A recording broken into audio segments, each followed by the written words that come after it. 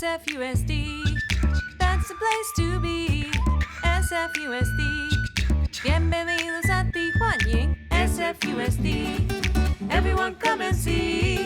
SFUSD, join our family. S is for students, F for families too. U is for united, talking about me and you. S for solidarity, D is for diversity. SFUSD. Hey there, engineers. ¿Cómo están? How are all of you? Ooh, it sounds like many of you are excited to get our test started today. Well, we're going to need quite a few things as well as some time. So I'm going to get started by reading off what materials we need from my list. Are you ready to listen and then get started, engineers? Great, let me check out my list. So we need 4 pieces of cardboard, 2 longer and 2 shorter pieces.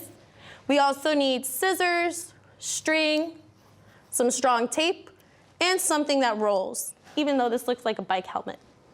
So, let's go ahead and gather what we can.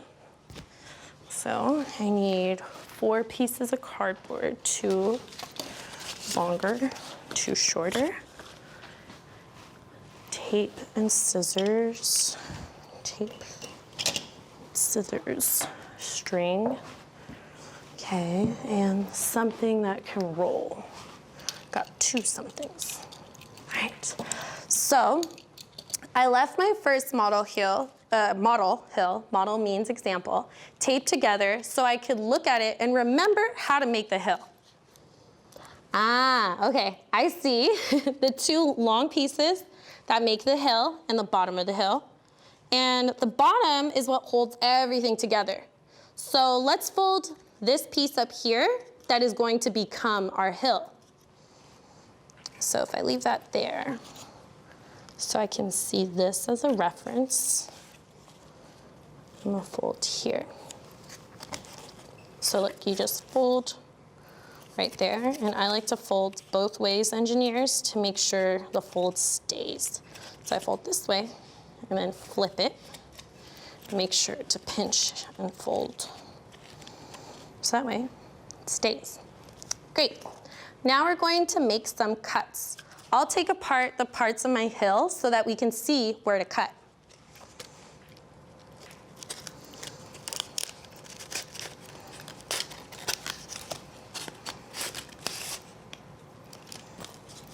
All right, see? So we're gonna make these same cuts along our pieces of cardboard, so follow along with me. All right, so this is the hill, and it's gonna have a cut here. Let me look at my first hill. So maybe go about halfway, and you're gonna cut on each side of the fold, like that. You wanna make it a little thick, and then you could pull this and then cut it.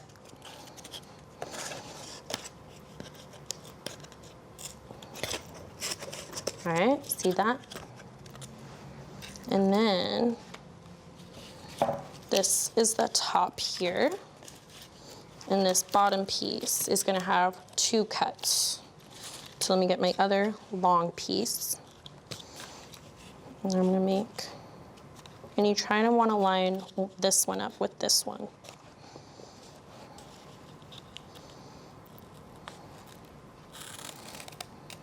And it's okay if it's not exactly perfect, engineers, because you can modify it after. There's one cut, and then I'm gonna put one back here for the back.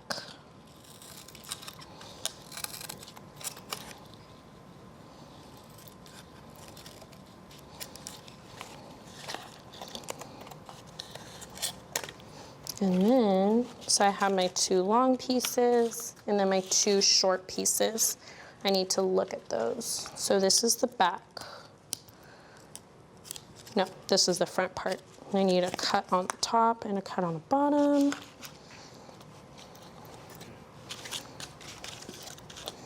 And this is gonna go about here. So you gotta measure these and see that you gotta cut pretty far in, actually. Oops. That's okay.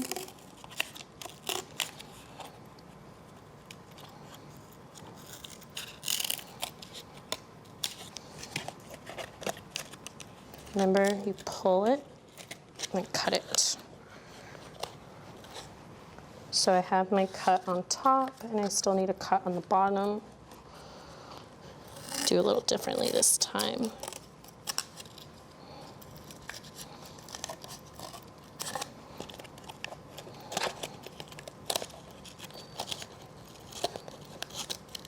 There we go. Okay, so that has two, and the back one has just one cut on the bottom. All right. Make it straight.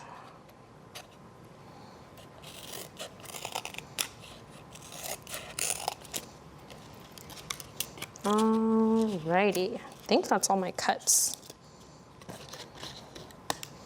All right, so our bent hill has one cut on it, see? And we're gonna tape the back piece onto this. All right, like so. And the bottom has two cuts for the two legs that support the hills. The front leg also has two, oh no, sorry, this is the bottom with the two cuts. The front also has two cuts. So it can move into the top and to the bottom piece. And you know what, scientists? We should just start putting it together. Let's do the legs first. You will need tape for this part. So I'm gonna put the bottom over here and just take the legs and the hill. So I like to get two pieces of tape, about almost the size of my finger. So let's do one, two. And you should ask for an adult for help if you have tape like Maestra does. All right, so I like to get the short piece that's gonna go on the top, put tape on the bottom, and then get the back. And make sure that your back piece is the one with one cut, and that's gonna go on the bottom.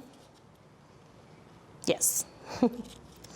So you're gonna just put it like straight, but leave a little bit of a gap. So it looks like they're connected, like this, but then you're gonna fold it and get the other tape to guide it. Like that. Like so. Great. Now the bottom piece oh, I almost forgot a leg.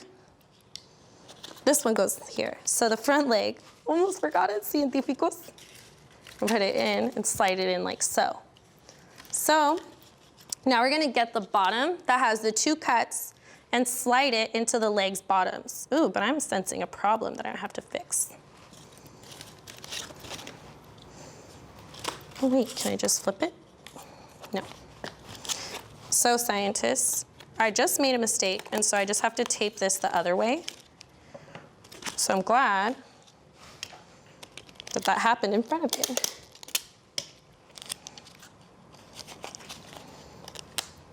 Engineers are able to solve problems like this all the time.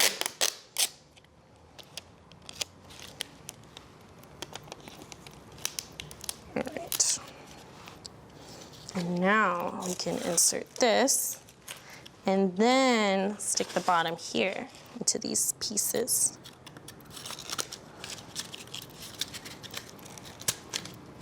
Oops, that's gonna have to be modified. I'll fix it later. All right, so do you have the bottom piece sticking out a little bit in the front?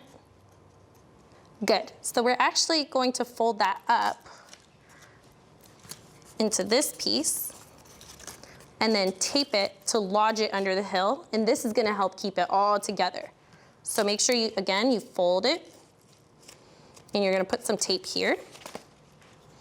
Remember to fold it both ways and pinch it so that it stays really tight.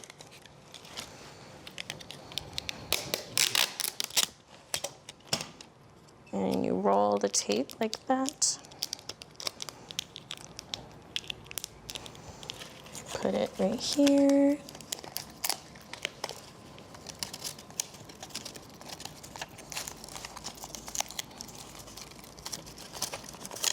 Oh yeah, we're gonna have to modify this a bit.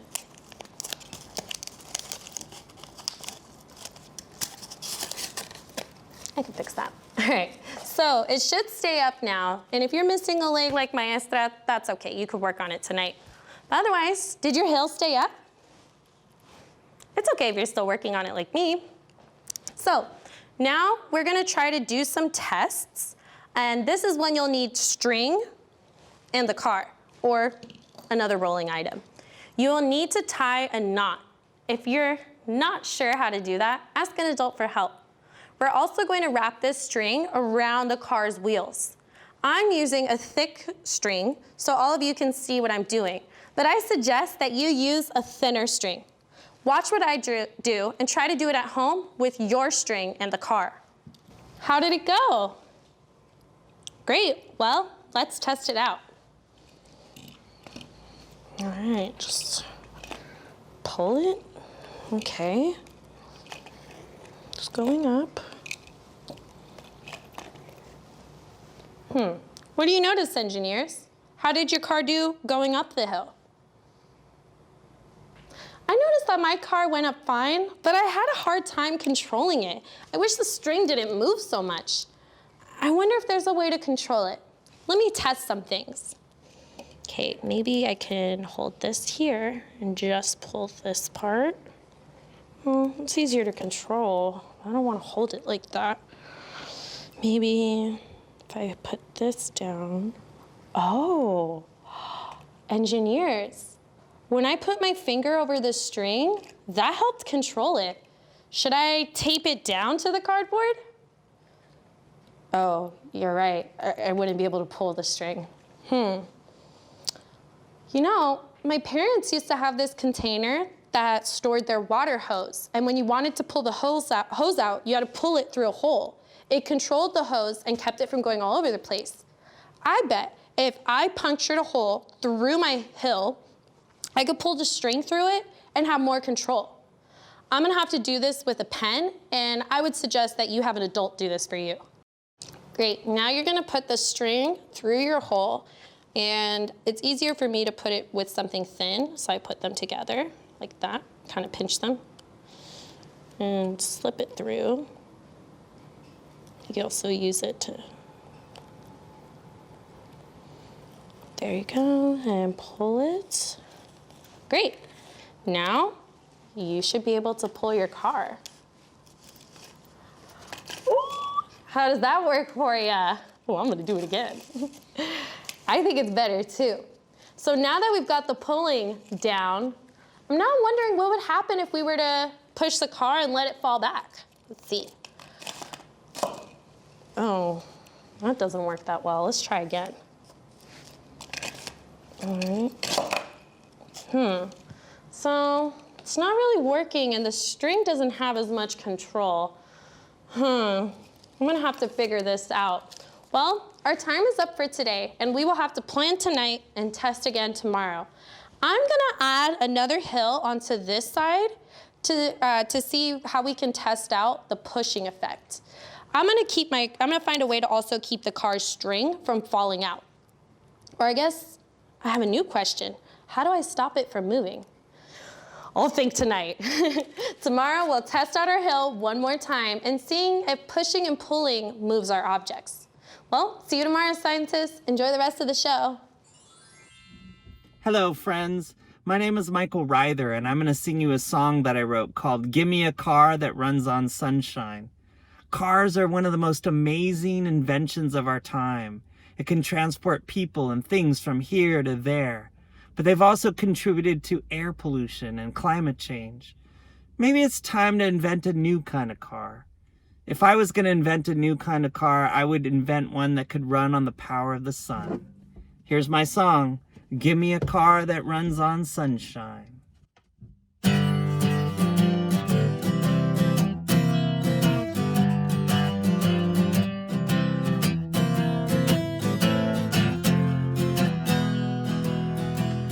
The automobile and American dream seem to go together like ice and cream. But what have we gotten with gasoline? Dirty air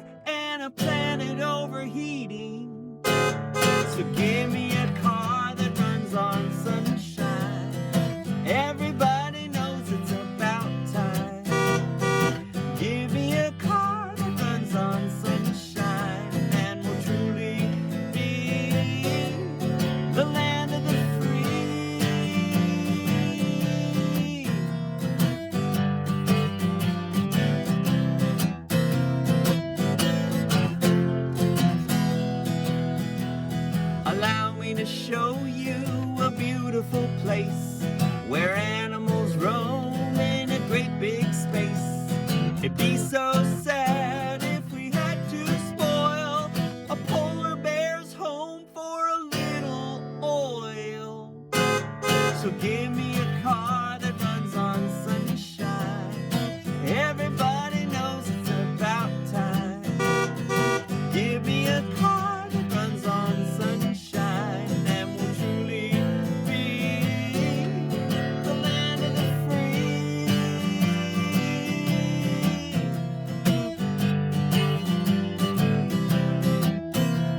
The oil keeps spilling from offshore drilling. No wonder why they call it crude. So give me something greener, something running cleaner, energy we can renew and renew and renew.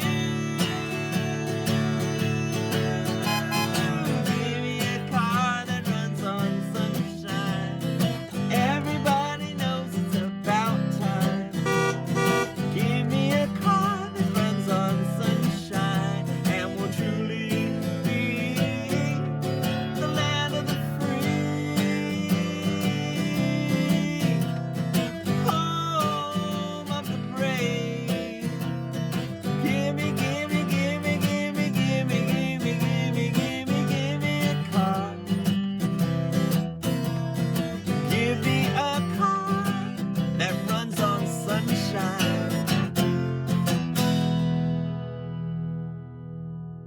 Well, that's my song. Thanks for listening. And what kind of car would you invent if you invented a new kind of car? Enjoy the rest of the program. Hi friends, it's Miss Kyra here with San Francisco Ballet's Dance in Schools and Communities team. I'm here with another dance lesson for you all, this time on exploring motion, using some pushing, pulling, jumps, and rolls. First, we're going to be reviewing over Newton's third law of motion. Then we're going to be going through some everyday pushing and pulling motions. And lastly, we'll move around our space using some jumps and rolls. Now come on, let's go. Now I know you just learned about Newton's third law of motion, but just in case, here's a little review. Every action has an equal and opposite reaction. So imagine you're on a swing and a friend pushes you. How hard they push is equal to how high you'll swing. And how forward and up you go is equal to how backwards and down you'll go after. Now that we've got that down, let's go ahead and put it into action. Go ahead and find a wall or a door or anything else in your house that you could really push against. And use your hands to push just a little bit at first. Okay, now go ahead and use your feet. Just put a little weight in there. And now find another body part that you could push with. It could be your head, your shoulders, your back, even your bottom if you want to be really silly. And now I want you to put all of your force, all of your weight into your body and push as hard as you can. Push, push, push. Really make it move. Is it budging? No. You know why? I think it's because the wall is pushing against me as hard as I'm pushing against it. That's an equal and opposite reaction. Now that we've done our push, let's do our pull with a little game of tug-of-war. You can also do this at home if you have a cloth and someone you can play with. So I'm just going to grab this curtain and pull as hard as I can. And let's imagine that there's someone else on the other end of this. If that were the case, would there just be an equal and opposite reaction?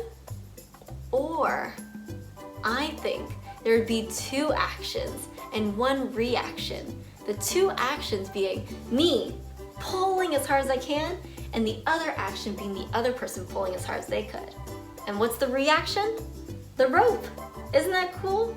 So for now, I want you to pull, pull, pull as hard as you can. Woo! That was a lot of pulling. Now it's time for our jumps. When we jump, our legs apply a force to the ground, and the ground applies an equal and opposite reaction that propels us into the air. Can we do 5 little bunny hops right now? 1, 2, 3, 4, 5. Now, can we try the biggest jump we can? And jump! Nice! Did you notice that you use the ground to really push against and then throw yourself up into the air? Engineers use Newton's third law of motion to design rockets too. Can we imagine that we're a rocket about to blast off into space on the count of 3? Remember, push against the ground as hard as you can. 1, 2, 3, blast off! Nice! Now, can we do the same thing but making a shape in the air and then landing on the ground? 1, 2, 3. Nice landing. Now we're on to our last thing, rolling. If we were to force our body down into the ground while in this circle position, what do you think would happen? That's right, a roll. We're exerting our own action force that's causing us to roll. Can you find another way to roll? And another way? And another way? Good job. I had so much fun exploring Newton's third law of motion with you. Thank you so much for joining me as we explored motion together. I hope now you feel confident that you can create art and ideas about meaningful topics. I'd love to see you try to make these motions even bigger by rolling down hills, jumping on trampolines, swinging higher on swings, whatever else you could think of. Thank you so much again, friends. I hope to dance with you again soon. Bye, everyone. Students in Mrs. Shields' first grade class at Commodore Sloat Elementary tapped into their scientific superpowers while studying plants and animals. Mrs. Shields sent home soil, wheatgrass seeds, and plastic for each of her students. During this 12-day study, her amazing class learned how scientists make observations, predictions, and draw conclusions by being scientists themselves. Each day, students would record their observations and then upload their work into their Seesaw journal. Once in their digital journal, students could see the progress of their experiment and share and comment on each other's work. First, students soaked wheatgrass seeds in water overnight. As Arjun, Arhan, and Noah show us, home can be turned into a science lab with a few essential tools. These scientists use tools like their science notebook to make observations, draw pictures, and jot details.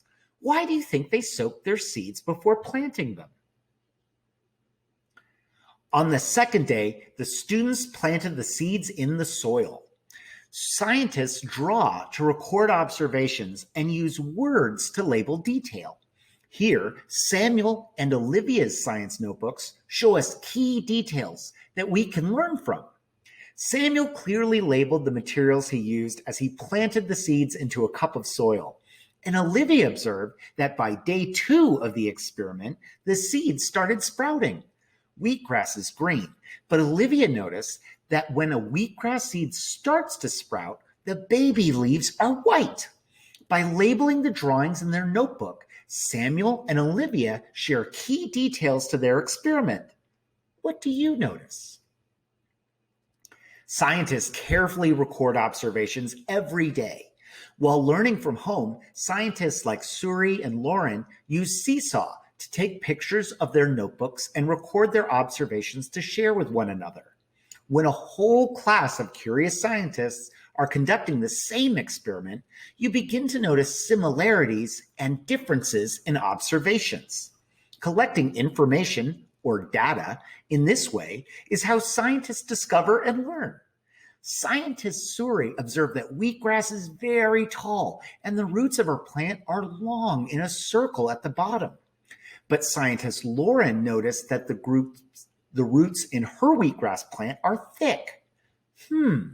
Why do you think plants grow differently? Over time, scientists capture more and more data in their science notebooks. Scientist Aiden drew how long his wheatgrass leaves grew and also shows us with his actual plant. He shows us how important it is to draw accurate pictures in our science notebooks. Scientist Isaiah shows us how good scientific observations have specific details to support a conclusion. On day 7, he observed that his wheatgrass plant has white roots and seeds that have not yet bloomed. He also writes that he has 8 pieces of grass. After observing, scientists start asking questions to make predictions for their hypotheses. Scientist Carrie Yee observes that her seeds wilted and begins to wonder why. Scientist Adam observed that plants take time to grow. In his notebook, he jotted, "I can't see roots. My grass is not growing." He asks, "Do you have any tips?" What questions do you have? When making predictions, students like Jackson use details to bring their experiments to life. Jackson's scientific drawings has so many details. Can you tell which one is the real thing? Scientist Henry uses his scientific drawings to bring what he is observing to life on paper. His details and use of color are wonderful. Let's look at some more scientific drawings from Mrs. Shields' first graders. CJ shows us what wheatgrass looked like on day 7, showing the roots growing all the way to the bottom of the cup. And Avery shows us that on day 9 there were roots, grass, and seeds that were still growing. Lucas's observation tells us that by day 7, his wheatgrass grew as tall as his hand. At the end of the experiment, the first graders in Mrs. Shields' class reflected on what they learned. For example, scientist Carissa shared that she learned that the wheatgrass are beautiful. I like science. Scientists Logan and Mira share something they learned. The secret ingredient that helped their wheatgrass grow was kindness. Thank you to all of the first graders and Mrs. Shields who shared their learning and recorded this digital story with us today. Hello, I'm Superintendent Dr. Vincent Matthews of the San Francisco Unified School District. It made me so happy to spend time with you today. I hope you had fun too. And now it's time to say goodbye. So let's sing our goodbye song. For this song, you have to use your whole body. Will you sing it with me? Are you ready? Wave high, wave low. For now, it's time to go. Wave your elbows, wave your toes, wave your tongue, and wave your nose. Wave your knees, wave your lips. Blow a kiss with your fingertips. Wave your ears, wave your hair. Wave your belly and wave your derriere. Wave your chin, wave your eye. For now it's time to say goodbye. Bye-bye. SFUSD, that's the place to be. SFUSD, bienvenidos a Tijuana. SFUSD, everyone come and see. SFUSD, join our family.